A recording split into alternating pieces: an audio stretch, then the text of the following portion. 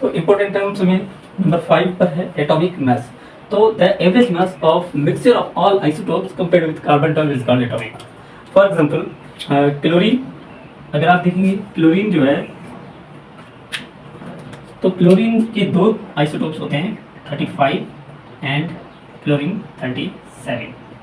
तो जो नेचर में क्लोरीन 35 मिलेगा, जो स्टेबल होने की वजह से it has got percentage of 75, और ये जो 37 वाला आइसोटोप है वो हमें 25% में मिलेगा नेचर के अंदर। अब इसका एवरेज निकालने के लिए हम मास नंबर को मल्टीप्लाई करेंगे 75% के साथ और ऐड कर देंगे 37 मास नंबर मल्टीप्लाई करेंगे 25% के साथ। तो इस तरह से जो है किसी भी आइसोटोप का हम एवरेज निकाल सकते हैं। ठीक है, अब जो इसका आंसर निकलेगा वो कैसे, 35 मल्टीप्लाइड बाय 75% का मतलब होता है पर 100, 75 मल्टीप्लाइड बाय 25% का मतलब होता है 100। इसका जो आंसर आएगा वो होगा 26.25। इसका जो आंसर आएगा वो आएगा 9.25।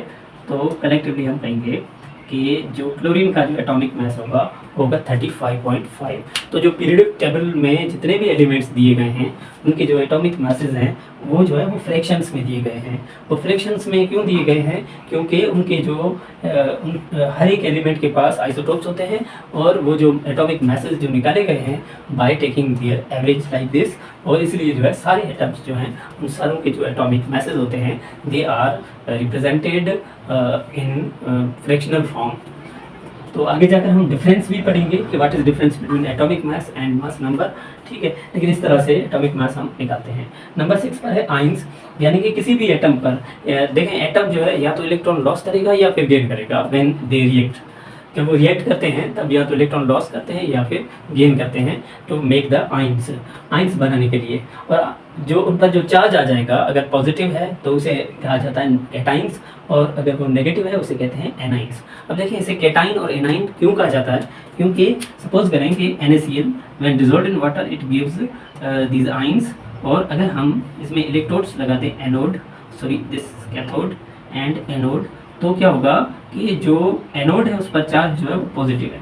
ठीक है, तो यहाँ पर जो है नेगेटिव चार्ज वाला आयन है वो मूव करेगा टुवर्ड एनोड, तो नेगेटिव चार्ज वाला आयन एनोड की तरफ मूव कर रहा है, तो इसलिए कहते हैं एनाइन। ठीक है, और जो पॉजिटिव चार्ज वाला आयन है वो मूव करेगा इसकी तरफ, कैथोड की तरफ, इसलिए जो है जो कि ये कैथोड की तरफ मूव कर रहा है तो इसे कहेंगे कैट आयन। सही है, तो इस तरह से उनके नाम दिए गए हैं। तो जिस पर जो पॉजिटिव चार्ज है वो कहलाएगा कैटाइन, जिस पर जो नेगेटिव चार्ज है वो कहलाएगा एनाइन। तो जो कैटाइन्स होते हैं वो मोस्टली जो है वो मेटल्स बनाते हैं। मेटल्स के पास जो है कैपेसिटी होती है टू लॉस इलेक्ट्रॉन, मीन्स हम कह सकते हैं they are electropositive. Suppose करें कि सोडियम है, वो जब रिएक्ट कर रहा होता है so it gives off an electron and forms sodium ions. अब ये आयंस क्यों बना रहा है, in order to get stability. ठीक है, यहाँ पर जो है इसका एटॉमिक नंबर 11 है और 11 एटॉमिक नंबर है। ठीक है, 23 मास नंबर होगा। ठीक है, तो इसके अंदर जो है हमें पता है कि एक एटम जो है वो न्यूट्रल होता है, जितने इलेक्ट्रॉन होंगे उतने प्रोटॉन होंगे। ठीक है, तो इसके अंदर जो है इलेक्ट्रॉन जो है वो कितने हैं, 11 है, और प्रोटॉन भी कितने हैं, 11 है, यानी कि number is same, both number is same. लेकिन यहाँ पर आप देखेंगे इसमें प्रोटॉन तो सेम ही रहेंगे 11, बट जो इलेक्ट्रॉन होंगे वो जाएंगे 10।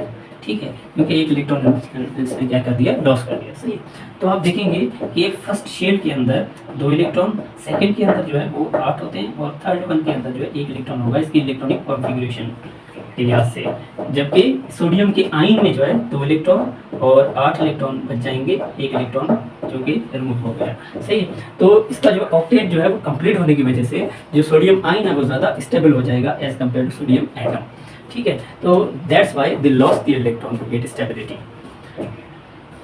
तो ज़्यादातर मेटल्स हैं, सपोज करें कि सोडियम, मैग्नीशियम, एल्यूमिनियम, सही है, तो ये लॉस करके जो है कैटाइन बनाते हैं। एनाइंस जो हैं वो जनरली नॉन मेटल्स हैं, they are more electronegative atoms, और वो इलेक्ट्रॉन्स को गेन करते हैं। रीजन इज सेम कि वो अपना ऑक्टेट कंप्लीट करने के लिए वो गेन करेंगे and they will form anions and they will have negative charge on them. सही है, नंबर 7 मॉलिक्यूलर आयन या फिर रेडिकल या पॉलीएटॉमिक आयंस क्या होते हैं, तो group of atoms covalently bonded contain net charge on them called radical molecular ion. Suppose करें कि एक न्यूट्रल मॉलिक्यूल लेते हैं, that is ammonia, when it accepts proton it will form ammonium ion.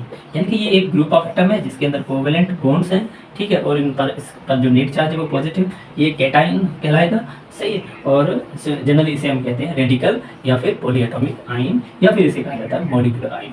इस तरह से काफ़ी सारे जो है रेडिकल्स होते हैं, जनरली उनको कंसीडर हम करेंगे एज ए आयन। आगे जाकर कैलकुलेशंस जब की जाएगी तब हमें मालूम होगा कि they are considered generally as an ion, सही। किस तरह से दूसरी जो एग्जांपल्स हैं इसकी वो कौन सी होंगी, सपोज सल्फेट, ठीक है, सल्फेट, नाइट्रेट, फॉस्फेट, ठीक है। तो इस तरह से जो है देयर आर डिफरेंट कार्बोनेट, इन्हें जो है रेडिकल कहा जाता है या फिर मॉलिक्यूलर आयन या फिर हम कहेंगे इसे पॉलीएटॉमिक आयन। तो दीज वर सिंपल टर्म्स। आगे जो है नेक्स्ट आगे बढ़ते हैं।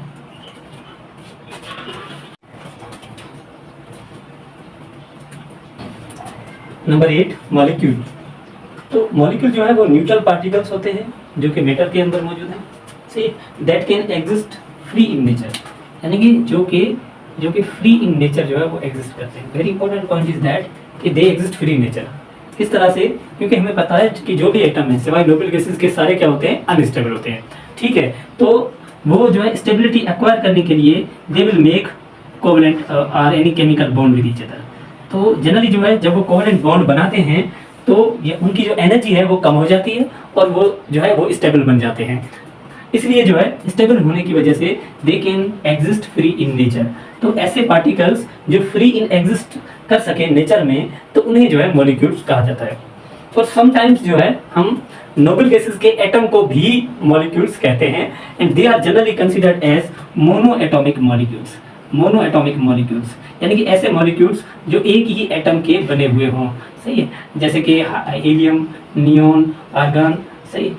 ये सारे जो नोबल गैसेस के एटम होते हैं उन्हें जनरली कहा जाता है मोनो एटॉमिक मॉलिक्यूल्स।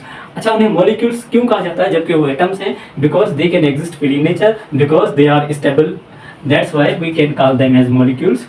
अच्छा, देन यहाँ पर दिया गया है कि they made up of covalently bonded atoms. तो मॉलिक्यूल्स के अंदर हमेशा जो केमिकल बॉन्ड होगा वो कोवेलेंट बॉन्ड होगा।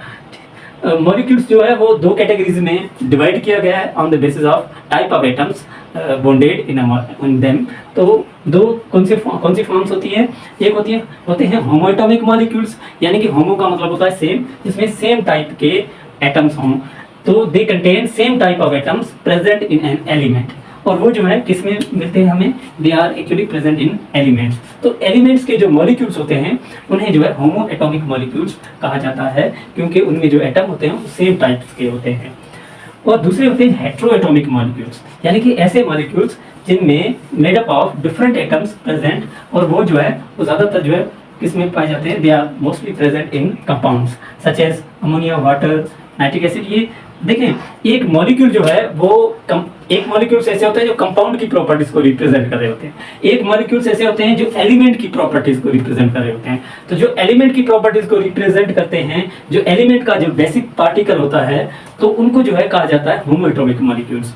और जो कंपाउंड की प्रॉपर्टीज को रिप्रेजेंट करते हैं उनको कहा जाता है हेट्रोएटॉमिक मॉलिक्यूल्स।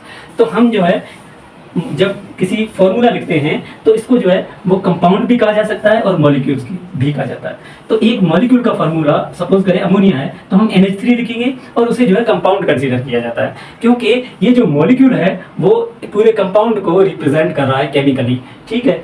तो और साइज के हवाले से मॉलिक्यूल्स को दो कैटेगरीज में डिवाइड किया गया है। एक होते हैं माइक्रोस्कोपिक मॉलिक्यूल्स, यानी कि जिनका मॉलिक्यूलर वेट जो है वो कम है, तो उनको जो है कहा जाता है जो है माइक्रोस्कोपिक मॉलिक्यूल्स। यानी कि सपोज करें कि ammonia, water, methane, hydrochloric acid, तो इनके जो मॉलिक्यूल्स होते हैं उनका जो मॉलिक्यूलर वेट है वो कम होता है, तो इस वजह से उनको कहा जाता है माइक्रोस्कोपिक मॉलिक्यूल्स। और दूसरे होते हैं macroscopic molecules such as biomolecules, जो भी हैं तो वो सारे मैक्रोस्कोपिक मॉलिक्यूल्स हैं। तो ऐसे मॉलिक्यूल्स जिनका मॉलिक्यूलर वेट हाई हो तो उनको जो है मैक्रोस्कोपिक मॉलिक्यूल्स कहा जाता है। For example haemoglobin that contains more than 10,000 atoms in them. तो उनकी जो एटमिसिटी जो है वो काफ़ी ज़्यादा होती है और मॉलिक्यूलर वेट जो है वो हाई होते हैं, दैट्स वाई उन्हें जो है मैक्रोस्कोपिक मॉलिक्यूल्स जो है वो कहा जाता है। Then number 8 formula unit. तो फार्मूला यूनिट दरअसल पार्टिकल्स नहीं होते। This is very important point to note that they are not particles, they are simply जो है हम उन्हें कहते हैं simplest ratio of ions present in unit cell of ionic compounds. तो आयोनिक कंपाउंड्स की जो यूनिट सेल्स होते हैं, for example NaCl, NaCl is an ionic compound that contains ions bonded with ionic bond. तो इसमें जो है, और हमें पता है कि आयोनिक जो बॉन्ड्स होते हैं they are directional in nature, sorry non directional in nature होते हैं।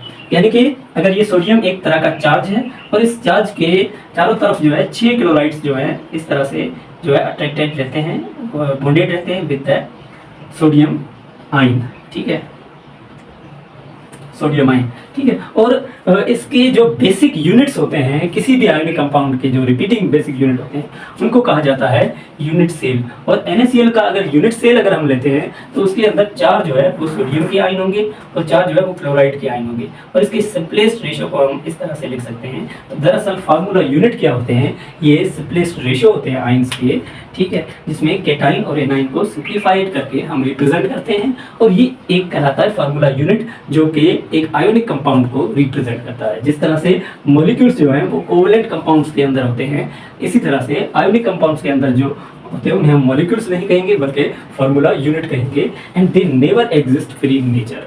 This is the major difference between a molecule and formula unit.